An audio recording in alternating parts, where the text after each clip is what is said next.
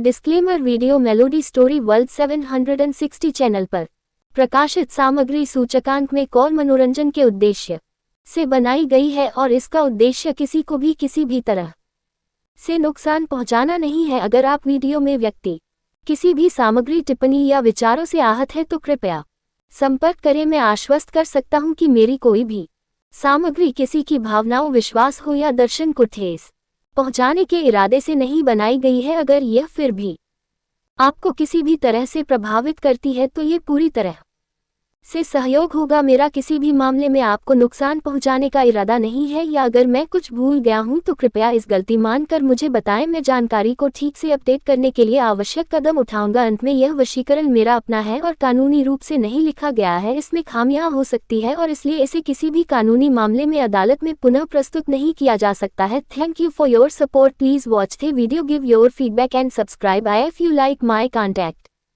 चाटा 31 अस्तित्व और रंजना बेजुबान है। अस्तित्व और रंजना बेड पर गिरे हुए थे। दोनों लहंगे से ढके हुए थे और दोनों का चेहरा बहुत ही ज्यादा करीब था।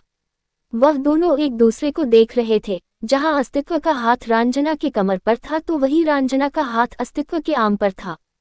दोनों एक दूसरे के आंखों में बस एकटक देखे जा रहे थे, मानो एक दूसरे में खो गए हो। दोनों लहंगे से ढके हुए थे। तभी शिवांश कमरे में आता है। वह पहले तो पूरे कमरे को देखता है। अचानक उसकी नज़र बेड पर पड़ती है। अस्तित्व और रंजना का चेहरा ही ढका हुआ था, बाकी सब कुछ दिख रहा था। शिवांश सिर टेढ़ा किए बेड के नीचे से ऊपर तक देखता है। एकदम से उसके होठों पर शरारत भरी मुस्कान आ जाती है। शिवांश खांसते हुए कहता है, ये सब करने से पहले कम से कम दरवाजा तो बंद कर लेते। शिवांश की बात सुनते ही अस्तित्व तुरंत लहंगे को हटाकर उठ जाता है। रंजना भी उठती है। दोनों की नज़र शिवांश पर जाती है। शिवांश दोनों को शरारत भरी नज़रों से देख रहा था।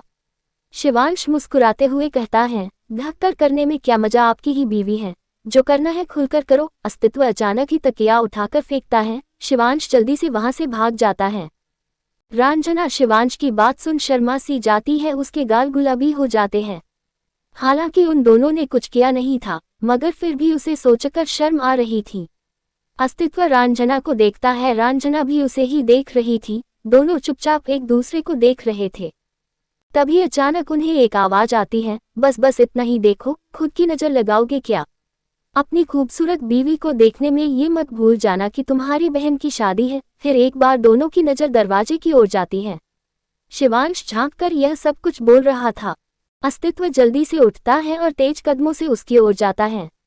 शिवांश ही देख जल्दी से भाग जाता है। अस्तित्व भी उसके पीछे भाग जाता है। रंजना कुछ पल दरवाजे की ओर देखती रहती है, फिर लहंगे को लेकर वह चेंजिंग चली जाती है।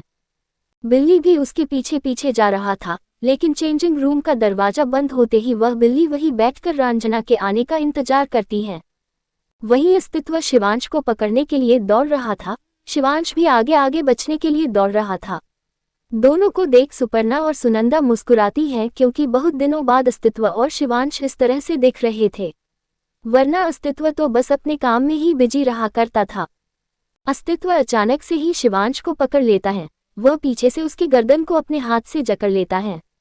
शिवांश खुद को छुड़ाते हुए कहता है, अरे भाई छोड़ छोड़। अस्तित्व उसे और कसकर पकड़े कहता है, और बोल, क्या बोल रहा था?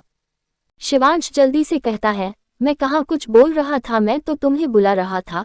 दोनों के बीच बहसबाजी चल ही रही थी। तभी अस्तित्व को पीछे से एक लड़की की प्यारी सी आवाज सुनाई देती है। अस्तित्व आवाज सुनते ही अस्तित्व सिर घुमाकर पीछे देखता है। उसके सामने एक लड़की खड़ी थी जो बहुत ही खूबसूरत थी। उसने व्हाइट कलर का लहंगा पहना था और उसके बाल खुले थे। वह बिल्कुल परी की तरह दिख रही थी। उसे देखते ही अस्तित्व की पकड़ शिवांश से ढीली हो जाती है। वह शिवांश को छोड़ देता है। शिवांश भी उस लड़की को देखता है। वह लड़की आगे बढ़कर अस्तित्व को गले लगाने वाली होती है, लेकिन अस्तित्व अपने कदम पीछे कर लेता है। ये देखकर वह लड़की रुककर उसे देखती है। उसे पता था कि अस्तित्व का नेचर कैसा है, इसलिए वह ज्यादा माइंड नहीं करती और अपने होठों पर मुस्कुराहट बरकरार रखकर पूछती है, कैसे हो? आजकल तो तुम मिलते ही नहीं। अस्तित्व चुपचाप खड़ा था। उसके जवाब न देने से वह लड़की हार नहीं मानती और फिर से पूछती है, क्या हुआ, कहीं मुझे भूल तो नहीं गए तुम? अस्तित्व उसकी ओर देख भी नहीं रहा था। अस्तित्व बहुत सोचने के बाद जवाब देता है, नहीं, मैं नहीं भूला। तुम कैसी हो? वह लड़की अस्तित्व के ये पूछने से बहुत खुश हो जाती है। वह कहती है, मैं बिल्कुल ठीक हूँ, बस तुम्हारे यादों में खोई रहती हूँ। अस्तित्व ये सुनकर बहुत ही ज्यादा अनकंफर्टेबल हो जाता है। उसे यह बात सुनकर बिल्कुल भी अच्छा नहीं लगा था। अस्तित्व बस उसे इग्नोर कर रहा था। उस लड़की को दीवान परिवार में एक अलग ही इज्जत दी जाती थी। उसे कोई इग्नोर नहीं करता था, लेकिन अस्तित्व और आस्तिक उसे देखते भी नहीं थे। अस्तित्व इधर से उधर देखने लगता है। शिवांश अस्तित्व के बिल्कुल बगल में खड़ा हो जाता है और सामने खड़ी लड़की को देख कहता है, मिस प्रगति, अब तुम्हें मेरे भाई की यादों में खोना नहीं चाहिए, क्योंकि मेरा भाई अब किसी और के यादों में खोया रहता है। अस्तित्व ने शादी कर ली है। प्रगति, जो अस्तित्व को देखने में खोई हुई थी, जब वह शिवांश की बात सुनती है तो उसके पैरों तले जमीन खिसक जाती है। वह हैरानी से अस्तित्व को देखती है। उसके मुंह से एकाएक निकलती है, वो। शिवांश को प्रगति की यह हालत देख अंदर से बहुत मजा आ रहा था। शिवांश मुस्कुराते हुए कहता है, हाँ बिल्कुल सही सुना तुमने, अस्तित्व अब सिंगल नहीं रहा। उसने एक बहुत ही प्यारी सी लड़की के साथ शादी कर ली है। प्रगति को तो जैसे विश्वास ही नहीं हो रहा था। वह हंसते हुए कहती है, तुम मजाक कर रहे हो ना, ये झूठ है ना, ऐसा नहीं हो सकता, अस्तित्व ऐसे कैसे शादी कर सकता है। वह बहुत ही वियर्ड तरीके से हंस रही थी, क्योंकि उसे लग रहा था शिवांश मजाक कर रहा है। वह ये हकीकत मान ही नहीं सकती थी। शिवांश को प्रगति की हालत देखकर तरस आ रही थी। इतने सालों से प्रगति, पहले तो वह आस्तिक के पीछे पड़ी थी, जब आस्तिक ने सीधा उसके मुंह पर रिजेक्ट कर दिया तो वह अस्तित्व के पीछे पड़ गई। इसलिए शिवांश को तो प्रगति को देखकर ही बहुत गुस्सा आता था। अस्तित्व ने फिलहाल तो उसे रिजेक्ट नहीं किया था, क्योंकि प्रगति ने उसे कभी प्रपोज ही नहीं किया। जब उसे फिर से रिजेक्शन मिलेगी तो शिवांश को पता था ये लड़की फिर किसी पर लाइन मारेगी। क्या पता वह शिवांश या उसके बड़े भाई सिद्धांत पर लाइन मारे। प्रगति को अब भी विश्वास नहीं हो रहा था। शिवांश सार्कास्टिकली आवाज में कहता है, क्यों, अस्तित्व शादी क्यों नहीं कर सकता। प्रगति कुछ बोल ही नहीं पा रही थी। वह कुछ बोलने ही वाली थी कि तभी शिवांश अपने हाथ से इशारा करते हुए कहता है, वो देखो मेरी भाभी आ गई। जैसे ही उसने ये कहा तो प्रगति के साथ अस्तित्व भी उस ओर देखता है। रांझना अपने लहंगे को पकड़े सीढ़ियों से उतर रही थी। रांझना ने अपने बालों का बन बनाया हुआ था, कुछ बाल उसके गाल को चूम रहे थे। उसके गले में मंगलसूत्र था और मांग में सिंदूर। बस इतने में ही वह पूरी तरह से सजी हुई लग रही थी। उसके हाथों में भर भर कर चूड़ियां थीं और साथ ही उसके पायल वहां की शांति को चीर रही थी। अस्तित्व की नज़र तो बस उसी में टिक गई। रांझना की नेचुरल ब्यूटी उसी सादगी में बहुत खूबसूरती से प्रकट हो रही थी। प्रगति रांझना को ऊपर से नीचे देखती है। उसे पहनावे से ही उसे समझ आ गया कि यह गांव की लड़की है, मगर इसके बावजूद वह बहुत हसीन लग रही थी, जिसका कोई मुकाबला नहीं कर सकता था। शिवांश थोड़ा झुककर प्रगति से कहता है, कैसी लगी हमारी भाभी, बहुत खूबसूरत है ना, रियल ब्यूटी। इतना बोल वह आगे बढ़ जाता है। शिवांश रांझना के पास जाकर उससे हाय हेलो करता है, क्योंकि काफी वक्त बाद रांझना यहाँ आई थी। प्रगति पीछे मुड़कर अस्तित्व को देखती है, जो बस रांझना में पूरी तरह से खोया हुआ था। प्रगति ने अस्तित्व को कभी खुद पर इतना ध्यान देते हुए नहीं देखा था, मगर आज वह किसी और लड़की को देख रहा था, वह भी बहुत शिद्दत से देख रहा था। प्रगति को अंदर से बहुत जलन होती है। वह खुन्नस भरी नजरों से रांझना को देखती है। बारात आ चुकी थी। दीवान परिवार बारातियों का स्वागत बहुत ही अच्छे से करते हैं। इसमें भीषम के परिवार भी शामिल थे। विदांश मंडप पर बैठता है। पंडित जी दुल्हन को बुलाने के लिए कहते हैं। उसे लाने के लिए सरस्वती, सुपर्णा और सुनंदा तीनों जाती हैं। समीरा की आंखें रो रो कर लाल हो चुके थे, उसके गाल आंसू से भींगे हुए थे। जब तीनों ये देखते हैं तो उन्हें समीरा के लिए बिल्कुल भी अच्छा नहीं लगता। समीरा तीनों को देख रोते हुए कहती है, माँ, बड़ी मामी, छोटी मामी, प्लीज मुझे ये शादी नहीं करनी। पापा से कहिए न कि मुझे ये शादी नहीं करनी। सुपर्णा और सुनंदा एक दूसरे को देखते हैं। उन्हें समीरा की हालत देखकर बिल्कुल अच्छा नहीं लग रहा था। समीरा की सबसे बड़ी गलती ही यही थी कि वह घर से भागी। अगर अभय उसके घर आकर समीरा का हाथ मांगता तो शायद भीषम दोनों के रिश्ते भी करवा देते। भीषम खुद अपनी बेटी को रोते हुए नहीं देख सकते थे, लेकिन उनके अंदर कुछ चल रहा था जिसकी वजह से वह अपनी बेटी की बिनमर्जी शादी करवा रहे थे। तीनों खड़े ही थे कि तभी उनके पीछे से एक रौबदार आवाज आती है, क्या चल रहा है यहाँ पर, मुहूर्त निकला जा रहा है। तीनों मुड़कर देखते हैं। दरवाजे पर भीषम खड़े थे। भीषम तीनों को देखने के बाद आगे बढ़ते हैं और समीरा के पास चले जाते हैं। वह समीरा के सामने खड़े होकर उसके आंसुओं को पोंछते हैं और उससे कहते हैं, अगर तुम नहीं चाहती कि तुम्हारा वो आशिक मारा जाए तो ये बोलना बंद करो कि तुम्हें शादी नहीं करनी। समीरा अभय के बारे में सोचकर चुप हो जाती है। भीष्म तीनों औरत को देखकर कहते हैं, ले जाओ इसे। सरस्वती जल्दी से आगे बढ़कर समीरा के चेहरे को घूंघट से छुपा लेती हैं। वह तीनों अब समीरा को लेकर चले जाते हैं। वही समीरा अब कुछ नहीं कहती, वह बिल्कुल चुप हो जाती है। समीरा को मंडप पर लेकर जाया जाता है। वेदांश समीरा को घूंघट के होने के बावजूद देखने की कोशिश कर रहा था, लेकिन अफसोस वह देख नहीं पा रहा था। शादी की विधियां शुरू होती है। हर एक रस्म के साथ समीरा टूट रही थी। उसने ये सारे रस्म अभय के साथ करने के लिए सोचा था। घूंघट के पीछे समीरा बस रो रही थी। वही दूसरी ओर अभय समीरा की शादी को सामने स्क्रीन पर देख रहा था। वह चेयर पर बंधा हुआ था। अपने प्यार को किसी और से शादी करता देख उसका दिल मानो हजारों टुकड़ों में बट रहा था। वह उस स्क्रीन को देखते हुए चिल्ला रहा था, रोकने की कोशिश कर रहा था, लेकिन वहां उसकी आवाज सुनने वाला कोई भी नहीं था। सारी विधियां होती जा रही थी। फेरों के साथ वेदांश सातों वचन देता है, उसे अपना बनाते हुए मंगलसूत्र पहनाता है और आखिर में समीरा के मांग में सिंदूर भरकर वह पूरी तरह से खुद का बना लेता है। शादी के संपन्न होते ही भीष्म की आंखों में एक नमी छा जाती है। समीरा की विदाई होती है। समीरा सभी के गले लगकर बहुत रोती है। वह बहुत बुरी तरह से टूट चुकी थी। उसे यहाँ से कहीं भी जाना नहीं था, लेकिन वह कुछ नहीं कर सकती थी। पूरा परिवार साथ मिलकर समीरा की विदाई करते हैं। समीरा कार के अंदर भी बस रोए जा रही थी। वेदांश समीरा को ही देख रहा था। वह उसे चुप कराने के लिए छूना तो चाहता था, मगर वह समीरा के मंजूरी के बगैर उसे नहीं छूता। वह उसके कंफर्ट कराने के लिए बात करने की भी कोशिश करने की सोचता है, लेकिन उसके मुंह से एक शब्द भी नहीं निकलते। उसने आज तक किसी लड़की के साथ बात तक नहीं की थी, तो उसे कैसे पता होता कि लड़की को संभालना कैसे है। वेदांश का घर मुंबई में था, तो उन्हें जाने में समय लगने वाला था। शायद वह सुबह को ही अपने घर तक पहुंच पाते। वही समीरा की विदाई होने के बाद गेस्ट चले जाते हैं। घर में एकदम शांति फैल जाती है। कुछ रिश्तेदार दीवान पैलेस पर ही रुक जाते हैं। अस्तित्व और तरंग ऊपर टेरिस पर बैठे हुए थे। अस्तित्व ड्रिंक कर रहा था और उसके सामने बस रांझना का चेहरा घूम रहा था।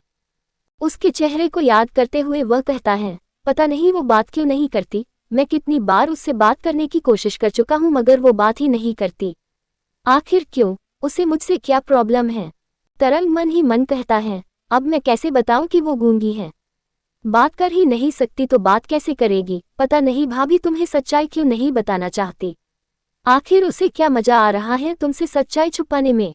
तरंग मन में सोचते हुए अब अस्तित्व को देखता है। वह अस्तित्व को जवाब देते हुए कहता है, तुम्हें तो उसके मरने से भी फर्क नहीं पड़ता, फिर वो बात करे या न करे तुम्हें उससे क्या फर्क पड़ता है? अस्तित्व एकदम से चुप हो जाता है।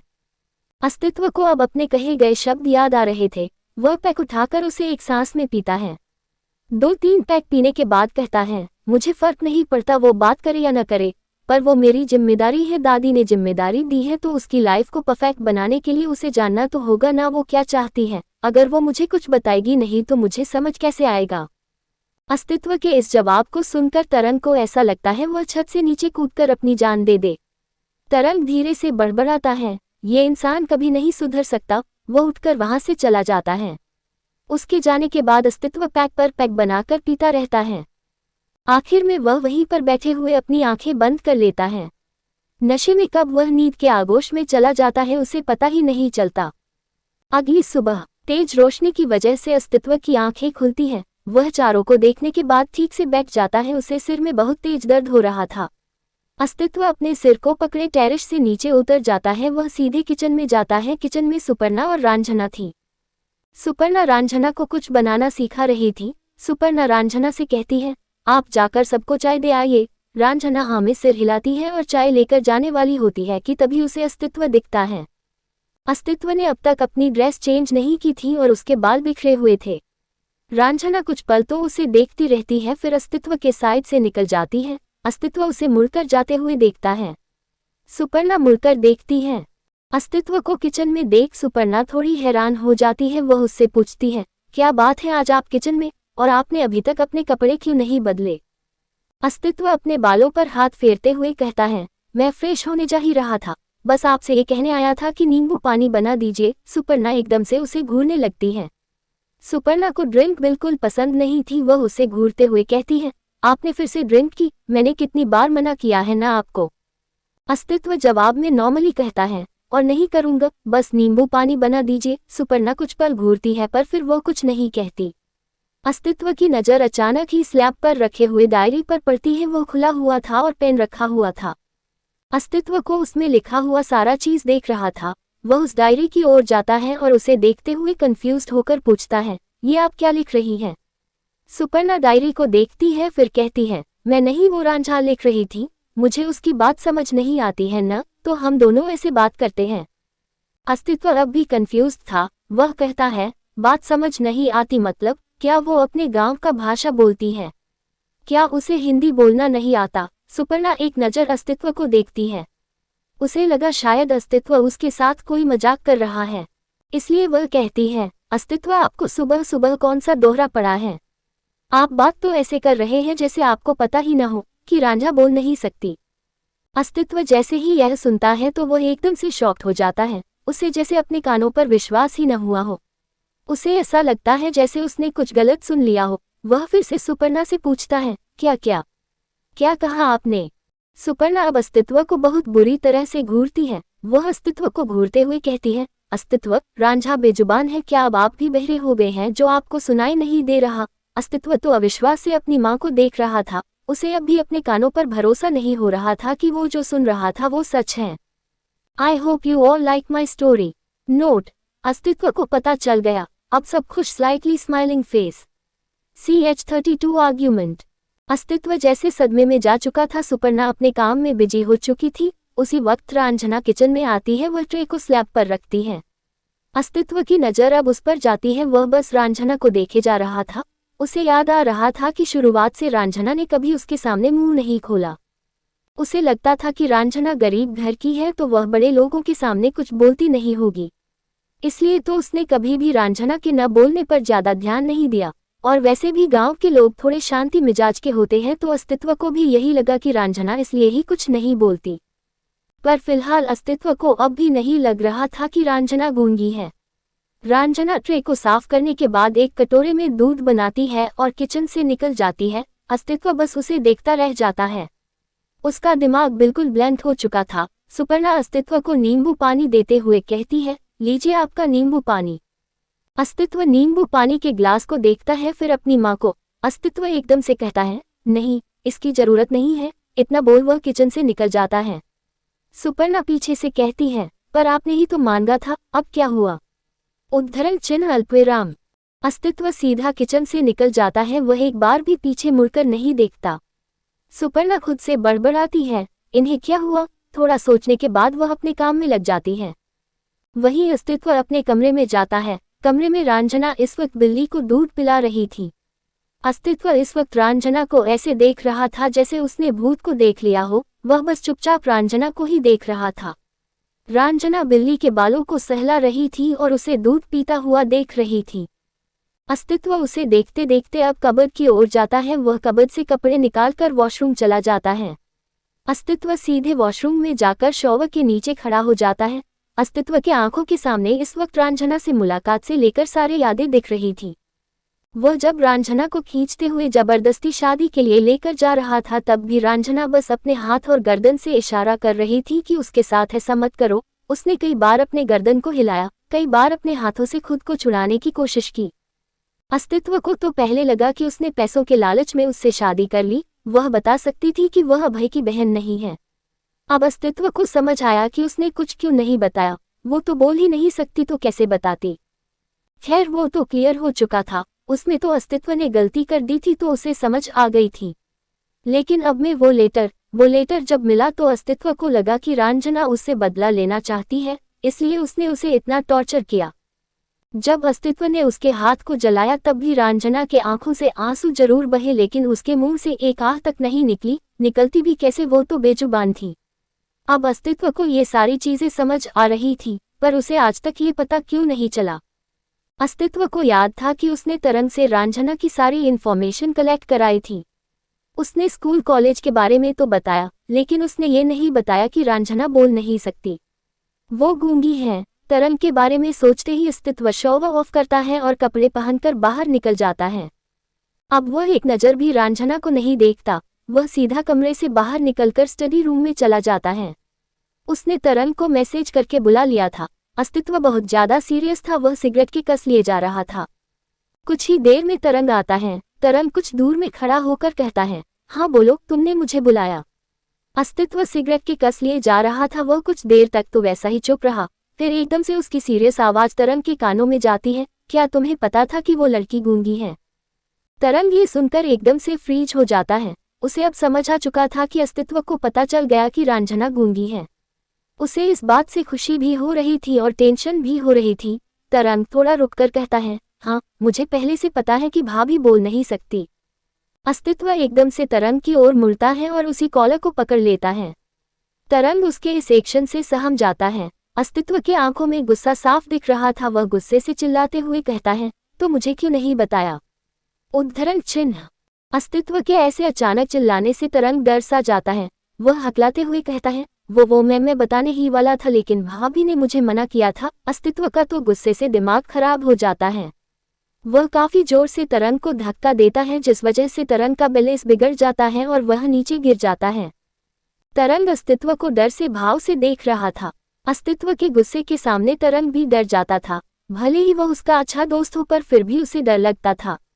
अस्तित्व गुस्से से अपनी मुट्ठी भींच लेता है। तरंग उसे समझाने की कोशिश करते हुए कहता है, अस्तित्व शायद भाभी को इस बात का डर था कि वह इसके आगे कुछ कहता। अस्तित्व गुस्से से वहां से निकल जाता है। तरंग को डर था कि अस्तित्व रांझना के साथ कुछ कर ना दे, इसलिए वह उठकर जल्दी से उसके पीछे चला जाता है। अस्तित्व बहुत गुस्से से अपने कमरे में जा रहा था। वहीं उसी वक्त प्रगति भी उस ओर आ रही थी, शायद उससे मिलने ही आ रही थी। जब वह अस्तित्व को देखती है तो जल्दी से उसकी ओर जाती है, मगर वह उसके पास पहुंचती उससे पहले अस्तित्व अपने कमरे में जाता है और दरवाजे को जोर से बंद कर देता है। प्रगति ये देखकर मन ही मन सोचती है, ये क्या हुआ, कहीं कुछ। वह मन ही मन सोचते हुए दरवाजे के बिल्कुल पास जाती है और अपना कान दरवाजे से सटा देती है। वहीं अंदर रांझना के साथ वो बिल्ली भी इतने तेज आवाज से डर जाती है। रांझना की नज़र गुस्से से अपनी ओर आ रहे अस्तित्व को जाती है। रांझना कुछ समझ पाती उससे पहले अस्तित्व उसकी बाजू पकड़कर उसे खड़ा करता है। वह इतने गुस्से में था कि उसे अपना गुस्सा कंट्रोल ही नहीं हो रहा था। अस्तित्व काफी तेजी से चिल्लाता है, तुमने तरंग को मना किया कि तुम्हारी सच्चाई वो मुझे न बताए, लेकिन क्यों? यहाँ पूरी दुनिया को पता है कि तुम गूंगी हो, सिवाय मेरे। रांझना को अपने बाजू में दर्द हो रहा था तो वह अपने बाजू को देख रही थी। अस्तित्व जब देखता है कि रांझना का ध्यान कहीं और है तो वह उसके चिन्ह को पकड़कर कहता है, यहाँ हूँ मैं और मैं तुमसे बात कर रहा हूँ। गूंगी के साथ बहरी और अंधी भी हो क्या? उद्धरण चिन्ह अल्पविराम। रांझना अस्तित्व की आंखों को देखती है। रांझना की आंखों में दर्द था। ऑफकोर्स वह अस्तित्व की टाइट की पकड़ को सह रही थी। प्रगति जब ये सुनती है कि रांझना गूंगी है तो उसके होश उड़ जाते हैं। वह खुद से बहुत धीरे से कहती है, वो लड़की गूंगी है, इसका मतलब अस्तित्व ने एक गूंगी लड़की से शादी की है और उसे इस बात का पता ही नहीं है। इट मीन्स उस लड़की ने अस्तित्व से धोखे से शादी की है। ओह गॉड, ये लड़की कितनी चालाक है। प्रगति तो अपना दिमाग लगाने में व्यस्त हो चुकी है। अंदर अस्तित्व रांझना को दांत भींचते हुए कहता है, बोलो, तुमने अपनी सच्चाई मुझसे क्यों छुपाई? अस्तित्व इतना बोल बस रांझना को देख रहा था। वह इस वक्त कुछ सोच नहीं रहा था। वह पिछली बार की तरह रांझना को जज नहीं कर रहा था। वह ये बिल्कुल भी नहीं सोच रहा था कि शायद रांझना ने इसलिए सच्चाई छुपाई ताकि अस्तित्व उसे छोड़ ना दे। वो गूंगी है, उसे इतना अच्छा घर मिला तो वह ये चांस जाने नहीं देना चाहती थी। ये सारी चीजें अस्तित्व तो नहीं, मगर बाहर खड़ी प्रगति जरूर सोच रही थी। प्रगति दरवाजे पर कान लगाए ये सब कुछ सुन ही रही थी, तभी उसे किसी के कदमों की आहट सुनाई देती है। आहट सुनते ही वह जल्दी से वहां से चली जाती है। वहीं अस्तित्व को एकदम से याद आता है कि वह किसको बोलने के लिए कह रहा है। ये याद आते ही वह कहता है, ओह तुम तो बोल नहीं सकती। इतना बोल वह रांझना को छोड़कर इधर उधर देखता है। उसकी नज़र एक डायरी पर जाती है। वह डायरी और पेन लेकर रांझना को देते हुए कहता है, लो और लिखकर बताओ कि तुमने मुझे कुछ क्यों नहीं बताया। वह रांझना को डायरी और पेन पकड़ा देता है। बिल्ली बहुत देर से दोनों को देख रही थी। उसे देखकर तो इतना समझ आ चुका था कि अस्तित्व रांझना को हट कर रहा है, इसलिए वह बिल्ली एकदम से अस्तित्व के ऊपर चढ़ जाता है और उसके चेहरे पर पंजा मारता है। अस्तित्व झट से पीछे हो जाता है और बिल्ली को पकड़कर जोर से फेंकता है। रांझना का डर से दिल बैठ जाता है। रांझना डायरी और पेन को छोड़कर जल्दी से दौड़कर उस बिल्ली की ओर जाती है। वह बिल्ली दीवार से टकरा गया था, मगर उसकी किस्मत अच्छी थी कि उसे कुछ नहीं हुआ। रांझना जल्दी से उस बिल्ली को पकड़ लेती है। वह उसे देखती है, उसे कहीं लगी तो नहीं। अस्तित्व अपने गाल को टच करता है। उसके गाल से इस वक्त खून आ रहा था। खून देखने के बाद वह रांझना को देखता है। रांझना उस बिल्ली को जब ठीक देखती है तो फिर मुड़कर अस्तित्व को देखती है। रांझना अस्तित्व के गाल पर दिख रहे लाल खून को देख पा रही थी। वह जब खून देखती है तो जल्दी से उठकर अस्तित्व के पास आती है और उसके हाथ को पकड़कर उसे बेड पर बैठाती है। वह जल्दी से ड्रॉ से फर्स्ट एड बॉक्स निकालकर उसमें से दवाई निकालती है। वह हाथ में दवाई लेकर उसके गाल पर लगाने ही वाली होती है कि अस्तित्व उसके हाथ को पकड़ लेता है और कहता है, इसकी कोई जरूरत नहीं है, तुम अपनी जंगली बिल्ली के पास जाओ, कहीं उसे कोई खरोच तो नहीं आई। अस्तित्व के बोलने पर ही साफ समझ आ रहा था कि रांझना का अस्तित्व को छोड़कर बिल्ली के पास जाना बिल्कुल अच्छा नहीं लगा। अस्तित्व उठने ही वाला था कि तभी रांझना उसे बैठाकर उसके मुंह पर उंगली रखकर चुप करा देती है। रांझना उसे चुप रहने का इशारा करती है और उसके गाल पर दवाई लगाती है। अस्तित्व एकटक रांझना को देखने लगता है। रांझना के चेहरे पर दर्द दिख रहा था। वह बहुत ही आराम से उसके गाल पर दवाई लगा रही थी। अस्तित्व तो बस उसके मासूम चेहरे पर खो चुका था। रांझना दवाई लगाने के बाद बॉक्स में रखती है, फिर अपना हाथ धोने के लिए जाने वाली होती है कि तभी अस्तित्व उसका हाथ पकड़ लेता है। रांझना उसे पलटकर देखती है। अस्तित्व उसे देखते हुए कहता है, मैं तुम्हें जितना समझने की कोशिश कर रहा हूँ तुम मुझे उतना उलझा रही हो। तुम मेरी वाइफ हो तो सबसे पहले मेरा हक बनता है कि मैं तुम्हारे बारे में जानूं। लेकिन तुमने मुझसे ही सच्चाई छुपाई। क्या मुझे इतना भी जानने का हक नहीं था कि तुम बोल नहीं सकती? रांझना बस अस्तित्व को देख रही थी, अस्तित्व भी उसे ही देख रहा था। रांझना एकदम से डायरी उठाती है। अस्तित्व ने अब उसका हाथ छोड़ दिया था। रांझना डायरी में कुछ लिखती है, फिर अस्तित्व को दे देती है। अस्तित्व उसे देखता है। उसमें लिखा था, मुझे पता है मैंने गलती की, मुझे आपको सच्चाई बतानी चाहिए थी, आई एम सॉरी। इतना पढ़ने के बाद अस्तित्व रांझना को देखता है और एकदम से कहता है, मुझे रीजन जानना है। रांझना ये सुनकर नजरें झुका लेती है। अस्तित्व ये देखकर इरिटेट होते हुए कहता है, अब कुछ बताओगी? इतना बोल वह फिर से पेन और डायरी उसकी ओर बढ़ा देता है। रांझना एक नज़र पेन और डायरी को देखती है, फिर उसे लेकर कुछ लिखती है। वह बहुत देर तक सोचते हुए लिखती है। लिखने के बाद वह अस्तित्व को देती है। अस्तित्व डायरी में देखता है और एकदम से ही रांझना को घूरता है। रांझना इधर उधर देखने लगती है। उसमें लिखा था, मुझे वॉशरूम जाना है। अस्तित्व डायरी को बेड पर पटकता है पर कुछ नहीं बोलता। रांझना वॉशरूम चली जाती है। अस्तित्व कुछ पल बैठकर रांझना का इंतजार करता है, लेकिन जैसे ही उसकी नज़र बिल्ली पर जाती है तो उसे रांझना का उसे छोड़कर बिल्ली के पास जाना याद आता है। ये याद आते हैं उसकी मुट्ठी कस जाती है। वह बेड से उठकर सीधे कमरे से निकल जाता है। वहीं दूसरी ओर समीरा एक कमरे में बैठी हुई थी। उसने इस वक्त एक सिंपल सी रेड कलर की साड़ी पहनी हुई थी। वह लोग सुबह के करीब 4 बजे घर पहुंचे थे। पहुंचते ही वह सो गई थी। जब उठी तो कमरे में कोई नहीं था। वह वैसे ही नहाकर बेड पर बैठी हुई थी। उसे पूरे घरवालों से मिलाया गया, मगर उसकी मुलाकात वेदांश से नहीं हुई।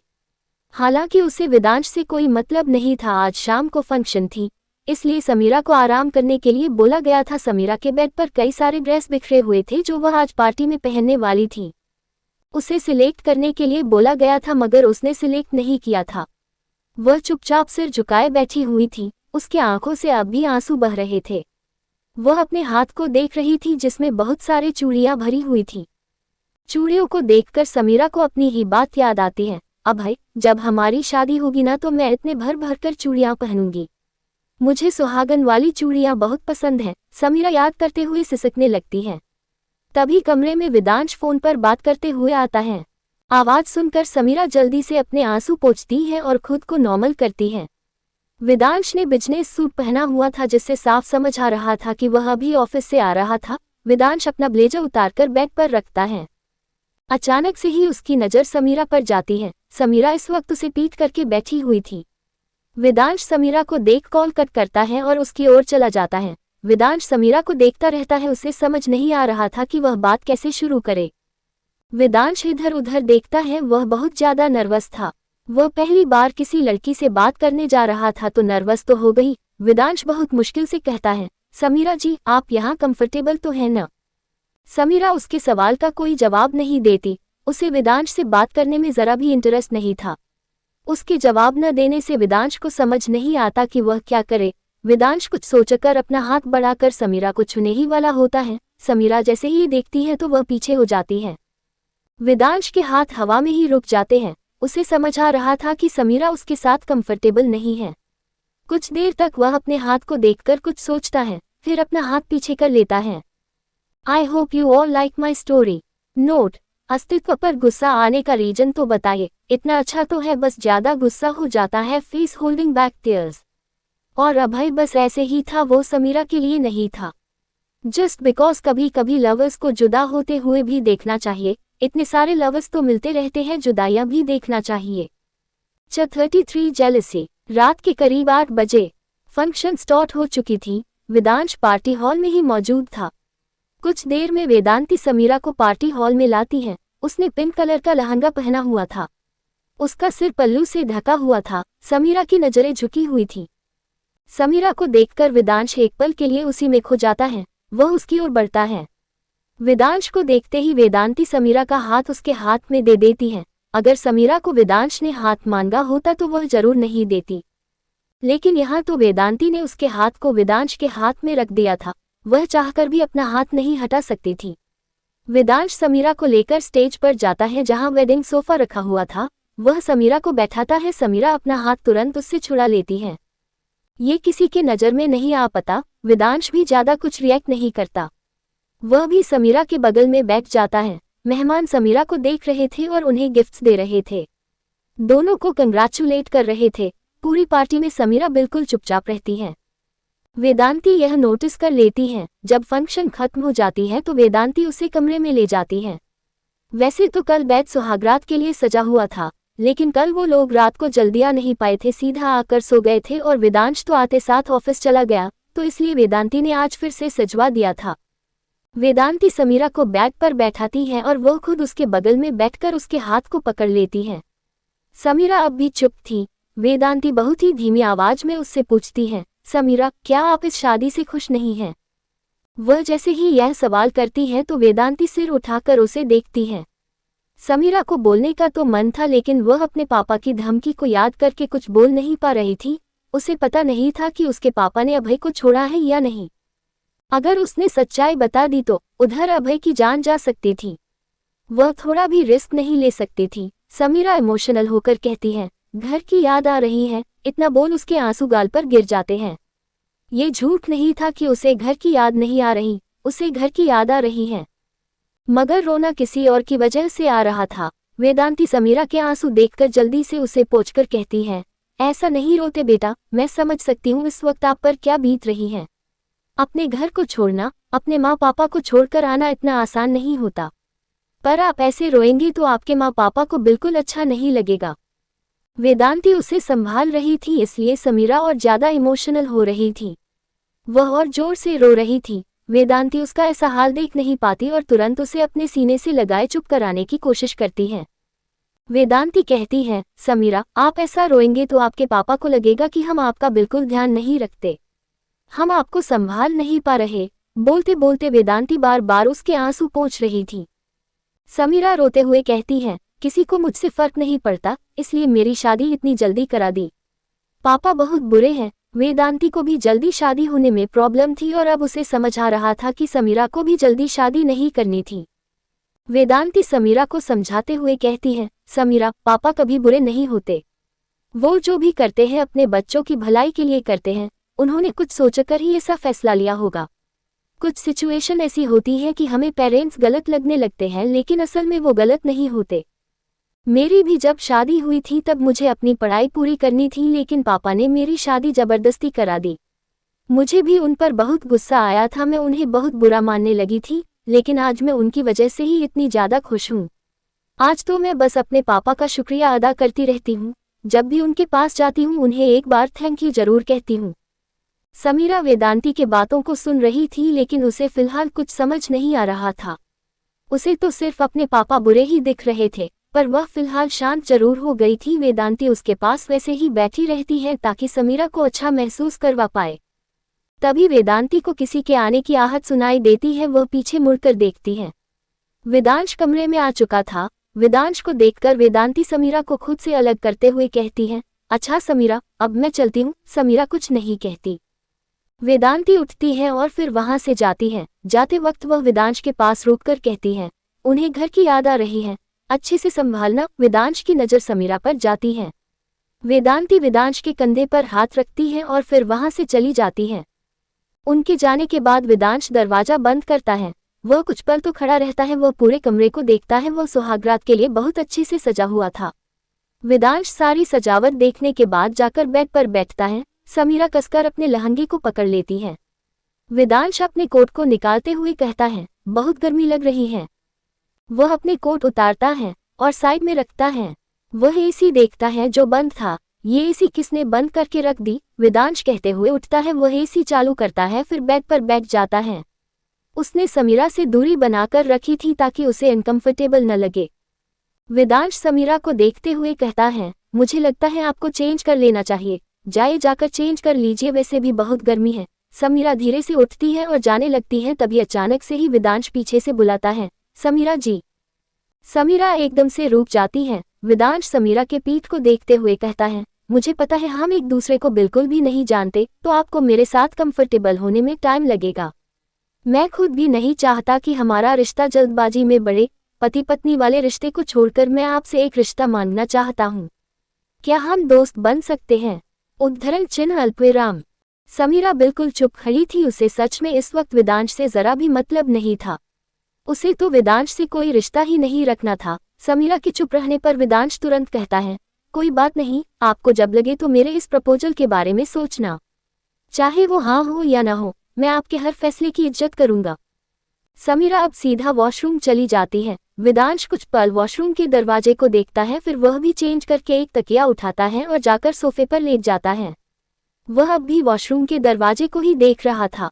कुछ देर बाद समीरा बाहर आती है और बेड पर जाकर लेट जाती है। उसे इस बात का एहसास जब होता है कि वेदांश सोफे पर लेटा उसे ही देख रहा है, तो वह को पीट करके लेट जाती है। वेदांश बस एकटक उसके पीठ को देखता रहता है। वहीं दूसरी ओर अस्तित्व काफी देर से घर लौटा था। वह जो सुबह गया था उसके बाद वह अब करीब रात के 10 बजे वापस आया। अस्तित्व सीढ़ी चढ़कर ऊपर जाता है। वह अपने कमरे में जाकर देखता है तो उसकी नज़र रांझना पर जाती है जो सोफे पर बैठी हुई सो रही थी। वह अस्तित्व का ही इंतजार कर रही थी। अस्तित्व उसके चेहरे को देखने में खोया हुआ था। तभी अचानक उसकी नज़र बिल्ली पर चली जाती है जो हमेशा की तरह रांझना की गोद में सोई हुई थी। उसे देखते ही अस्तित्व का मूड खराब हो जाता है। वह उन दोनों से नजरें हटाकर वॉशरूम चला जाता है। वॉशरूम जाते वक्त वह काफी जोर से दरवाजा बंद करता है। दरवाजे की आवाज से रांझना की आंखें खुल जाती है। वह कमरे में इधर उधर देखती है पर उसे कोई नजर नहीं आता, लेकिन वॉशरूम से पानी गिरने की आवाज से उसे समझ आ जाती है कि कोई वॉशरूम में है। रांझना वॉशरूम की ओर ही देख रही थी, लेकिन जैसे ही उसे दरवाजा खुलने की आवाज आती है तो वह झट से अपनी आंखें बंद करती है। वह जैसे पहले सोई थी उसी तरह से सो जाती है। अस्तित्व की नज़र फिर से उस पर जाती है। अस्तित्व वॉशरूम के दरवाजे को देखता है, फिर रांझना को देखता है। रांझना को देखते हुए उसके कदम उसकी ओर बढ़ जाते हैं। अस्तित्व रांझना के पास जाता है। सबसे पहले तो वह उस सोती हुई बिल्ली को धक्का देता है, फिर रांझना को उठाकर बेड की ओर लेकर जाता है। बिल्ली सोई हुई थी। अस्तित्व के ऐसे धक्का देने से वह उठ जाती है। वह इधर उधर नजरें घुमाकर रांझना को ढूंढने लगती है। इधर अस्तित्व रांझना को बेड पर बैठाता है। बिल्ली की नज़र भी रांझना को ढूंढ लेती है। वह जल्दी से अपने 4 पैरों से चलकर बेड के पास जाती है। वह बेड के ऊपर जंप करके बहुत ही आराम से रांझना के चेहरे के पास लेट जाती है। अस्तित्व की भौहें चढ़ जाती है। बिल्ली तो अस्तित्व को जरा भी भाव नहीं देती। हमेशा ही वह अस्तित्व को पूरी तरह से इग्नोर कर देती है। अस्तित्व को तो मन कर रहा था कि वह इस बिल्ली को काटकर कहीं फेंक दे। रांझना सोने की काफी अच्छी एक्टिंग कर रही थी। वह सोते हुए बिल्ली को पकड़ लेती है। अस्तित्व जब ये देखता है तो खुन्नस से भर जाता है।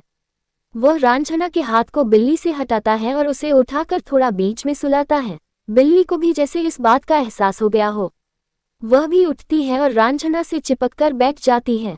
अस्तित्व दूसरी तरफ जाता है, फिर एक बार वह उसे उठाकर साइड में लिटाता है। वह बिल्ली फिर से उसके पास आ जाती है। अस्तित्व बहुत ज्यादा इरिटेट हो जाता है। उसे पता नहीं था कि वह खुन्नस में बच्चों जैसी हरकतें कर रहा है। रांझना को अस्तित्व की हरकत समझ नहीं आ रही थी, पर फिर भी वह अपनी आंखें नहीं खोल रही थी। अब अस्तित्व से रहा नहीं जाता और वह उस बिल्ली को ले जाकर कबर्ड में बंद कर देता है। इतना करते ही वह रांझना को देखता है। रांझना अब अकेली बेड पर लेटी थी। ये देखकर उसे संतुष्टि मिलती है। अस्तित्व अब दूसरी साइड जाकर लेट जाता है। वह ऊपर सीलिंग को देखने लगता है।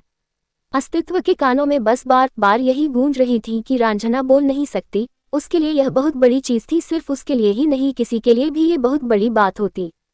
जो लोग अपाहिज होते हैं उन्हें प्यार मिलना बहुत मुश्किल होता है। उनकी कमजोरी की वजह से उन्हें ठुकरा दिया जाता है। लेकिन अस्तित्व तो चाहकर भी रंजना को छोड़ नहीं सकता, क्योंकि उसकी दादी ने उसे रंजना की जिम्मेदारी दी थी और वह जिम्मेदारी निभाने से पीछे नहीं हट सकता था। ये समझ पाना बहुत ही मुश्किल था कि अस्तित्व सच में रंजना के साथ रहना चाहता है या नहीं। काफी देर तक अस्तित्व सोचता रहता है, फिर आखिर में रंजना को देखता है। इस बार रंजना सच में सो चुकी थी। उसे कुछ पल देखने के बाद अस्तित्व भी सो जाता है। अगली सुबह अस्तित्व वॉशरूम से बाहर निकलता है। वह कबर्ड के पास जाकर उसे खोलता है। उसके कबर्ड खोलते ही बिल्ली उस पर जंप करता है। अस्तित्व तुरंत उसे जोर से झटक देता है। बिल्ली कमरे में देखने के बाद दौड़ती हुई कमरे से बाहर निकल जाती है। अस्तित्व कबर्ड में कपड़ों का हाल देखता है। अस्तित्व के सारे कपड़ों को बिल्ली ने खराब कर दिया था। उसने सारे कपड़े फाड़ दिए थे। न जाने पूरी रात उसने कितनी बार बाहर निकलने की कोशिश की होगी, मगर उसे निकालने वाला कोई नहीं था। रंजना ने देखा नहीं था कि अस्तित्व ने बिल्ली को कहाँ छुपाया था, इसलिए वह सुबह से उसे ढूंढ रही थी। अस्तित्व अपने सारे कपड़ों को देखकर गुस्से से दांत भींचते हुए कहता है, ये जंगली बिल्ली, इसने मेरे सारे कपड़े खराब कर दिए। इतना बोलते हुए वह खुद को देखता है। वह इस वक्त सिर्फ टॉवल में था। उसके पास इस वक्त एक भी कपड़े नहीं थे। अस्तित्व चिढ़ते हुए कमरे से बाहर निकलता है। वह बहुत तेजी से जा ही रहा था, तभी अचानक ही वह प्रगति से टकरा जाता है। प्रगति उसकी मेहमान था, इसलिए वह अब तक यहीं पर थी। टकराने की वजह से प्रगति गिरने वाली होती कि तभी अस्तित्व उसे कमर से पकड़ लेता है। वही प्रगति अस्तित्व के मसल्स में पकड़ लेती है। अस्तित्व ने ऊपर कुछ नहीं पहना था, वह सिर्फ एक टॉवल में था। प्रगति तो अस्तित्व के लुक्स को देखकर बस उसे देखती रह जाती है। उसकी शार्प नाक, उसकी मीडियम साइज की आंखें, उसके डार्क एब्रोज और उसकी पलकें, माशाल्लाह कोई भी लड़की उसकी दीवानी हो जाए। वह दोनों उस पोजीशन में खड़े ही थे कि तभी एकदम से शिवांश की आवाज आती है, भाई। अस्तित्व सिर उठाकर सामने देखता है। सामने शिवांश और रंजना साथ में खड़े थे। रंजना को देखते ही अस्तित्व प्रगति को छोड़ देता है। अस्तित्व में खोई हुई प्रगति एकदम से जमीन पर गिर जाती है। रंजना बिना किसी भाव के दोनों को देख रही थी।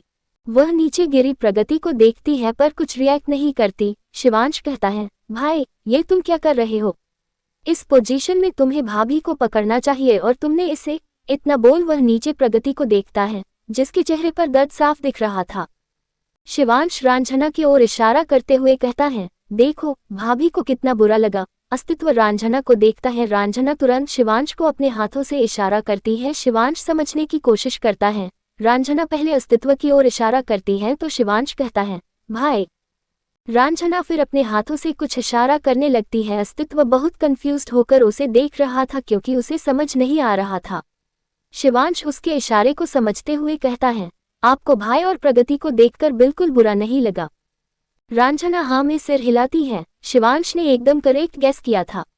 रंजना फिर से अपने हाथों से इशारा करती है। शिवांश उसके इशारे को समझ कहता है, वो तो उनकी हेल्प कर रहे थे, इसमें बुरा मानने वाली कौन सी बात है, और मैं बुरा मानूं भी क्यों? उद्धरण चिन्ह अल्पविराम। अस्तित्व सब कुछ सुन रहा था। रंजना एक नज़र अस्तित्व को देखती है और वहां से चली जाती है। वही शिवांश रंजना की तारीफ करते हुए अस्तित्व से कहता है, देखो कितनी समझदार वाइफ मिली है तुम्हें। सिचुएशन को सही तरह से लिया उसने कुछ भी गलत नहीं लिया, वरना कोई और होती तो मारने पर उतर आती। उद्धरण चिन्ह अल्पविराम। अस्तित्व कुछ भी नहीं कहता। उसका दिमाग तो इस चीज में अटक गया कि शिवांश रंजना की बात को समझ पाया, लेकिन वो नहीं। अस्तित्व चुपचाप वहां से चला जाता है। शिवांश प्रगति को देखकर मन में कहता है, तुम्हारी जगह यही है। शिवांश भी वहां से चला जाता है। प्रगति खुद से बड़बड़ाती है, समझदार माय फुट, गांव की गंवार गूंगी लड़की। उसकी औकात ही क्या है अस्तित्व के साथ रहने की? पता नहीं क्यों अस्तित्व ने ऐसी लड़की को अपनी वाइफ बना रखा है। I hope you all like my story. CH34 Pragati insulted Ranjana. Ranjana kitchen में अकेली थी, वह कुछ कर रही थी, तभी वहां प्रगति आ जाती है। प्रगति उसे ध्यान से देखती है, फिर फ्रिज की ओर बढ़ जाती है। प्रगति फ्रिज से पानी निकालकर पीती है। वह पानी पीते हुए रंजना के पास खड़ी हो जाती है। रंजना उसे देखती है। प्रगति मुस्कुराते हुए उसे हाय कहती है। उसकी मुस्कुराहट बस एक दिखावटी थी, वह तो अंदर ही अंदर बहुत ज्यादा गुस्से से उबल रही थी। उसके हाय कहने पर रंजना भी उसे अपना हाथ हिलाकर दिखा देती है।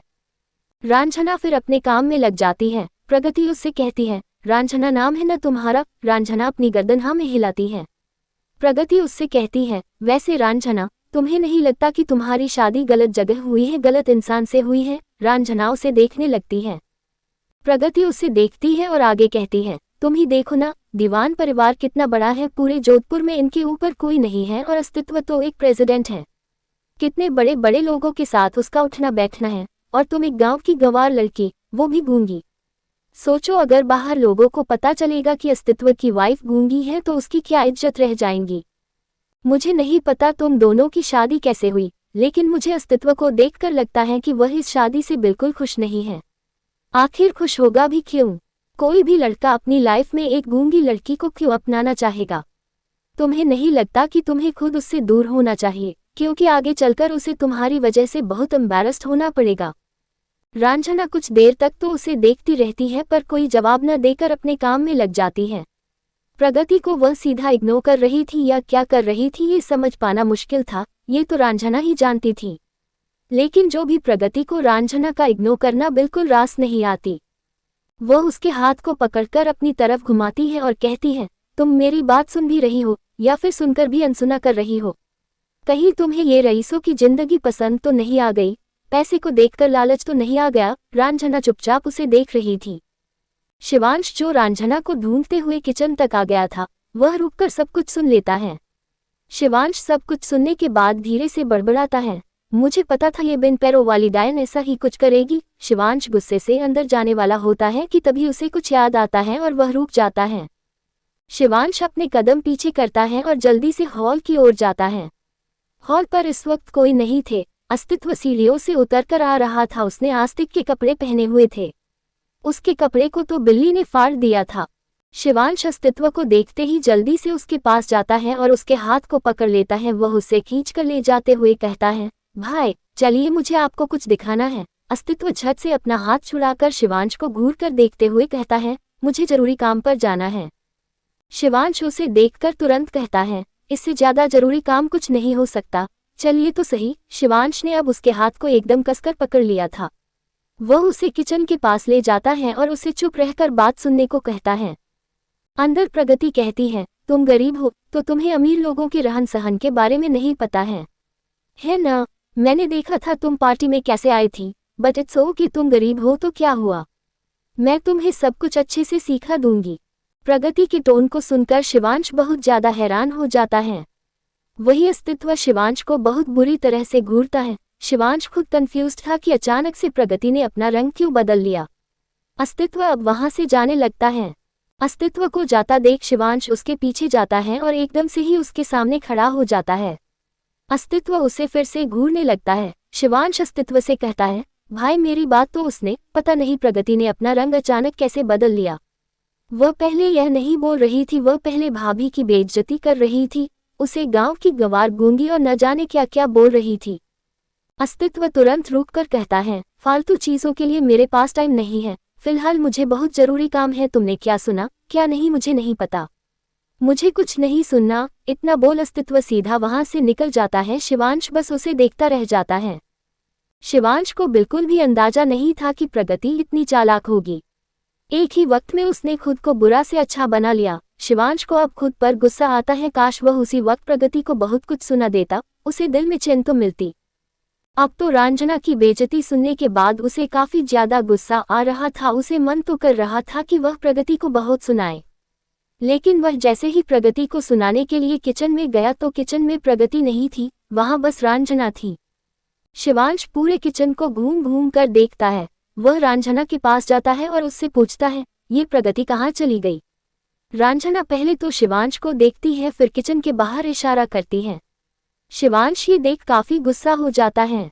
वह रांझना से कहता है, भाभी वो आपकी इतनी बेइज्जती कर रही थी, आपने उसे कुछ क्यों नहीं कहा? शिवांश को एकदम से याद आता है कि रांझना बोल नहीं सकती, तो फिर वो कैसे कुछ कहेगी। शिवांश रांझना को देखता है। रांझना उसे ही मासूमियत से देख रही थी। शिवांश को रांझना के लिए बहुत ही बुरा लगता है। वह कहता है, आप कैसे ये सब सह लेती हैं? मुझे तो इतना गुस्सा आ रहा था कि बस मन कर रहा था उसका सिर फोड़ दूं, लेकिन अस्तित्व को बुलाने के चक्कर में उसने गिरगिट की तरह रंग बदल लिया। भाभी अगर वो आपको फिर कुछ बोले तो आप सीधा उस पर हाथ चला देना, बाद में जो होगा वो मैं देख लूंगा। रांझना को एकदम से हंसी आ जाती है। शिवांश बोल ही ऐसा रहा था कि उसे हंसी आ गई। रांझना अब उसे अपने हाथों से इशारा करती है। रांझना इशारे से कह रही थी, मैं अगली बार अपने कानों में रुई लगा दूंगी, मुझे कुछ सुनाई नहीं देगा, उसका ही मुंह दर्द होगा। शिवांश ये सुनकर कहता है, आइडिया बुरा नहीं है, इतना बोल वह मुस्कुरा उठता है। शिवांश रांझना के गाल को खींचकर कहता है, आप तो बहुत इंटेलिजेंट हो भाभी, साथ ही क्यूट भी। रांझना बस हल्का मुस्कुरा देती है। वहीं दूसरी ओर अस्तित्व इस वक्त डॉक्टर के पास बैठा हुआ था। डॉक्टर अस्तित्व की बात सुन रहे थे। उसकी सारी बातों को सुनने के बाद डॉक्टर कहता है, आपकी बात मैं समझ रहा हूँ, लेकिन हमें पहले पेशेंट को देखना होगा कि आखिर उसके बेजुबान होने का कारण क्या है।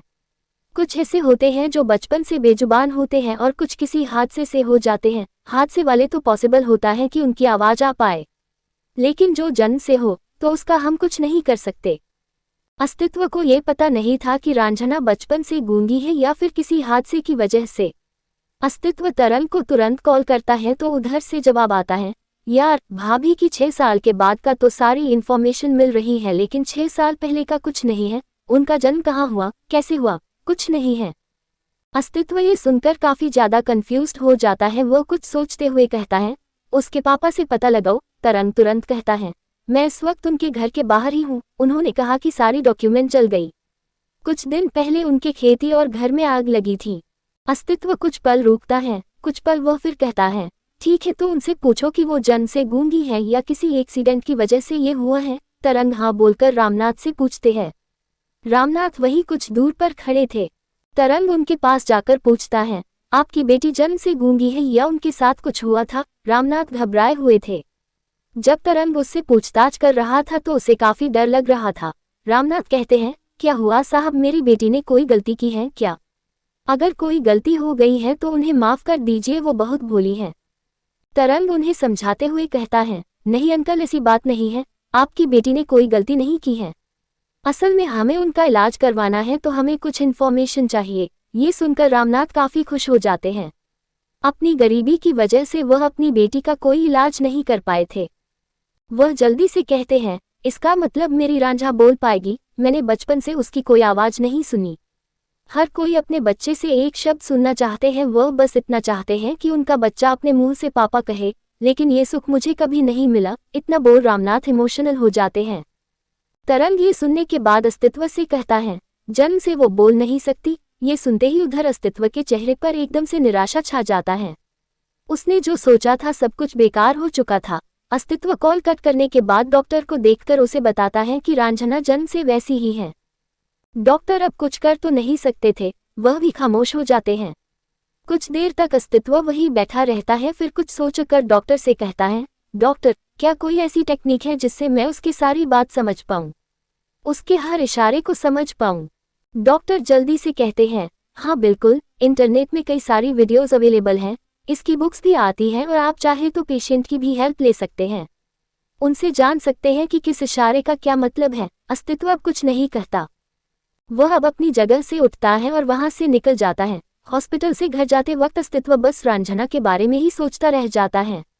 उसे याद था कि शिवांश रांझना की बातें काफी अच्छे से समझ लेता है, लेकिन शिवांश से कोचिंग लेना ये अस्तित्व के लिए गवारा ना था। सोचते सोचते कार दीवान पैलेस में पहुंच जाती है। अस्तित्व कार से बाहर निकलता है, वह अंदर जा ही रहा था तभी उसका फोन रिंग होता है। अस्तित्व कॉल रिसीव करता है। वह फोन अपने कान से सटा देता है। उधर से आवाज आती है, बॉस चिट्ठी लिखने वाले का पता चल गया। ये सुनते ही अस्तित्व के हिलते कदम एकदम से जमीन पर ठहर जाते हैं। वहीं दूसरी ओर भीषम अभय के सामने खड़ा था। अभय उसी तरह से चेयर पर बंधा हुआ था। अभय कहता है, क्या और कुछ भी करना बाकी है तो कर दीजिए। भीषम अपने आदमियों से रस्सी खोलने का इशारा करता है और अभय को वार्निंग टोन में कहता है, खबरदार जो समीरा से मिलने की भी कोशिश की तो। अभय तंज भरी मुस्कुराहट लिए कहता है, भगवान करे आपके जैसा बाप किसी को न मिले। अपनी ही बेटी की खुशी का गला घोटने वाले बाप हैं आप, जो दुश्मन से भी गया गुजरा है। भीषम एकदम से उसका कॉलर पकड़ लेते हैं। भीषम एकदम से कहता है, मैं उसका बाप हूं तो मुझे पता है कि मेरी बेटी के लिए क्या अच्छा है और क्या बुरा। इतना बोल वह उसे जोर से धक्का देता है और चिल्लाते हुए कहता है, जाओ यहाँ से। अभय अब वहाँ क्या ही करता। वह भीष्म को एक नज़र देखने के बाद वहां से चला जाता है। I hope you all like my story.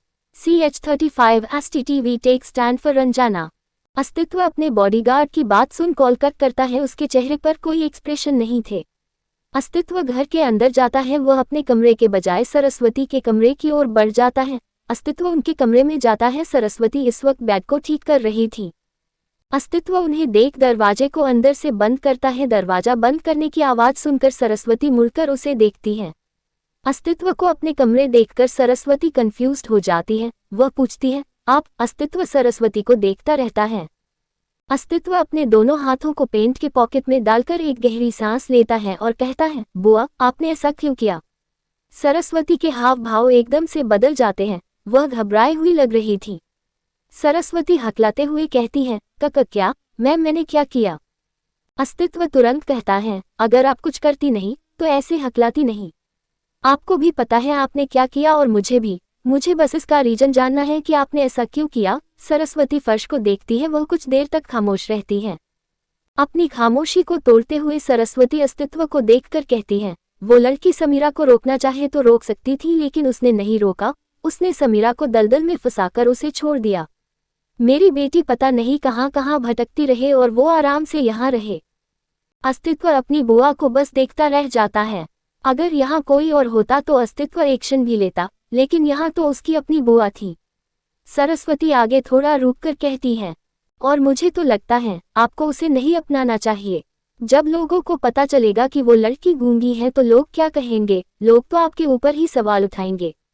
अस्तित्व आपके लिए। सरस्वती इससे आगे कुछ बोलती तभी अस्तित्व अपनी आंखें बंद करता है और बहुत शांत आवाज कहता है, बुआ, मुझे लगता है आप यहाँ बहुत दिन ठहर गए। आपको अपने घर जाना चाहिए। कल जब मैं उठूं तो मुझे आप यहाँ न दिखे। सरस्वती अस्तित्व को हैरानी से देखती है। अस्तित्व दरवाजा खोलता है और वहां से निकल जाता है। सरस्वती तो बस उसे देखती रह जाती है। अस्तित्व इनडायरेक्ट उसे धमकी दे रहा था। प्रगति कमरे में इधर से उधर घूमते हुए कुछ सोच रही थी। वह खुद से बड़बड़ाती है, अच्छा हुआ पहले से मुझे कदमों की आहट सुनाई दी, वरना आज तो मैं खत्म थी। अस्तित्व ने सुन लिया होता तो वह काफी परेशान होकर इधर से उधर घूम रही थी। प्रगति को एकदम से कुछ याद आता है। वह एकदम से रुककर बड़बड़ाती है, लेकिन अस्तित्व के साथ तो उसका कल बहुत ज्यादा झगड़ा हो रहा था। उस लड़की ने अस्तित्व से अपनी सच्चाई छुपाई थी। क्या सच जानने के बाद अस्तित्व ने उस लड़की को अपना लिया? Coat comma. प्रगति सोच में पड़ जाती है। वह सोच ही रही थी तभी उसे अपने कानों में किसी के कदमों की आहट सुनाई देती है। प्रगति जल्दी से कमरे से झांककर देखती है तो कुछ ही दूरी पर अस्तित्व था, जो अपने कमरे में जाने के लिए प्रगति के कमरे से होकर गुजरने वाला था। प्रगति उसे देखकर सोचने लगती है, तभी उसके दिमाग में कुछ आता है। वह दरवाजा को हल्का सा खोल देती है और अपना फोन कान में सटा लेती है। इतना करने के बाद उसे जब लगता है कि अस्तित्व उसके कमरे के करीब पहुंच गया है, तो वह थोड़ी तेज आवाज में कहती है, वही तो यार, वो गूंगी है। गूंगी शब्द सुनते ही अस्तित्व के कदम रुक जाते हैं। वो प्रगति के कमरे की ओर देखता है। प्रगति की आवाज पहले तो तेज थी, पर बाद में वह धीमी होने लगती है। अस्तित्व के कदम उसे प्रगति के कमरे की ओर खींच लेते हैं। वह उसके कमरे के बिल्कुल करीब दरवाजे पर खड़ा हो जाता है। प्रगति चोरी नजरों से पीछे देखने की कोशिश करती है। उसे समझ आ चुका था कि अस्तित्व यहाँ आ चुका है। प्रगति अब फोन पर बात करने का नाटक करके कहती है, हाँ यार, वही तो। अस्तित्व के इमेज पर क्या असर पड़ेगा? मैं सीरियसली बता रही हूँ, अगर रांझना की जगह मैं होती ना, तो मैं तो अस्तित्व को छोड़कर चली जाती। प्रगति इस वक्त रांझना के लिए अस्तित्व के दिमाग में जहर भरने का काम कर रही थी। अस्तित्व जो दरवाजे पर खड़ा था, वह जल्दी से जाकर प्रगति की बाजू पकड़ता है और उसे अपनी तरफ तेजी से पलटता है। उसके ऐसा करने से प्रगति के हाथ से फोन छूटकर नीचे गिर जाती है। वह दर्द और डर से अस्तित्व को देखती है। अस्तित्व गुस्से से उसे देखकर कहता है, उसकी जगह पर तुम होती ना, तो तुम क्या छोड़कर जाती? मैं तुम्हें खुद धक्के मारकर बाहर फेंक देता। तुम अपने आप से उसे कभी कंपेयर मत करो। वो कोयले की खदान में हीरा है और तुम हीरे की खदान में एक कोयला। यहाँ प्रगति रांझना को फंसाना चाहती थी, लेकिन उसे क्या पता वो जो काम कर रही थी उससे अस्तित्व के अंदर से एकदम से ही गुस्सा उभर आया था। प्रगति ने कोशिश तो बहुत अच्छी की थी, लेकिन अफसोस उसकी कोशिश नाकाम रही। अस्तित्व रांझना के ऊपर भड़कने के बजाय खुद उसी पर भड़क गया। अस्तित्व उस पर काफी तेजी से चिल्लाते हुए कहता है, पहले तो तुम अपनी औकात में रहो, तुम मेरे घर में खड़े होकर मेरी वाइफ के बारे में बात कर रही हो तो रिस्पेक्ट से बात करो। उसे गरीब बोलकर नीचा दिखाने की कोशिश की तो तुम्हें गरीब से भी बदतर बना दूंगा। प्रगति एकदम से डर जाती है। उसने आज तक सिर्फ अस्तित्व को शांत देखा था, लेकिन आज वह अस्तित्व के असली गुस्से को देख रही थी। प्रगति खुद को इनोसेंट बनाने की कोशिश करने लगती है। वह बहुत ही इनोसेंट बनते हुए कहती है, अस्तित्व, मैं किसी को नीचा नहीं दिखा रही हूँ, मैं तो बस इसलिए ऐसा बोल रही थी क्योंकि अगर वो तुम्हारे साथ रहेगी तो लोग तुम्हारा मजाक बनाएंगे। उसे तुम्हारे बारे में सोचना चाहिए, तुम तो उसके बारे में इतना सोचते हो, तो वो तुम्हारे बारे में सोचकर तुम्हें छोड़कर क्यों नहीं जा सकती। अस्तित्व उसके बाजू को कसकर पकड़ते हुए कहता है, वो नहीं जा रही है क्योंकि मैं खुद उसे जाने नहीं दे रहा हूँ। वो मेरी वाइफ है, वो सिर्फ मेरे साथ रहेगी। चाहे दुनिया वाले मेरा मजाक उड़ाए, मुझे ताना मारे, मेरे बारे में कुछ भी बोले, मुझे कोई फर्क नहीं पड़ता। उद्धरण चिन्ह अल्पविराम। और तुम कान खोलकर सुन लो, तुम्हें यहाँ इज्जत से रखा जाता है। इसका मतलब ये नहीं कि तुम्हें इस घर में किसी के बारे में कुछ भी बोलने का हक है, खासकर मेरी वाइफ के बारे में। वो जैसी भी है वो मेरी है, इसलिए उसके लिए एक भी खराब शब्द बोला तो अगली बार तुम्हारा ये मुंह शरीर का हिस्सा नहीं रहेगा, समझ आया। अस्तित्व की आंखें आग की तरह जल रही थी। प्रगति काफी ज्यादा डर जाती है। वह जल्दी जल्दी अपनी गर्दन हिलाकर हाँ करती है। अस्तित्व उसके बाजू को झटके से छोड़ता है। प्रगति इतनी पतली सी थी कि उसके छोड़ते ही लड़खड़ाकर नीचे गिर जाती है। अस्तित्व उसे एक नजर भी नहीं देखता और सीधा वहां से निकल जाता है। प्रगति अस्तित्व को जाते हुए यूं ही जमीन पर पड़ी हुई देखती रह जाती है। अस्तित्व काफी गुस्से से उस कमरे से निकलकर अपने कमरे की ओर चले जाता है। वह जैसे ही अपने कमरे में कदम रखता है, उसे चूड़ियों की खनक न सुनाई देती है। अस्तित्व सिर उठाकर सामने की ओर देखता है। रांझना बेड पास खड़ी हुई इस वक्त अस्तित्व के आए नए कपड़े को समेटकर कबर्ड में रख रही थी। अस्तित्व जैसे ही रांझना का चेहरा देखता है तो बस उसका गुस्सा जैसे छूमंतर सा हो जाता है। अस्तित्व के चेहरे पर जो गुस्सा और परेशानी थी वह बिल्कुल गायब सी हो जाती है। वह यूं ही दरवाजे पर खड़े होकर रांझना को देखता रह जाता है। रांझना के चूड़ियों की खनखनाहट सुनने में उसे बहुत ही अच्छा लग रहा था, जैसे कोई मधुर गीत हो जो बस कान को सुकून दे जाती है। I hope you all like my story.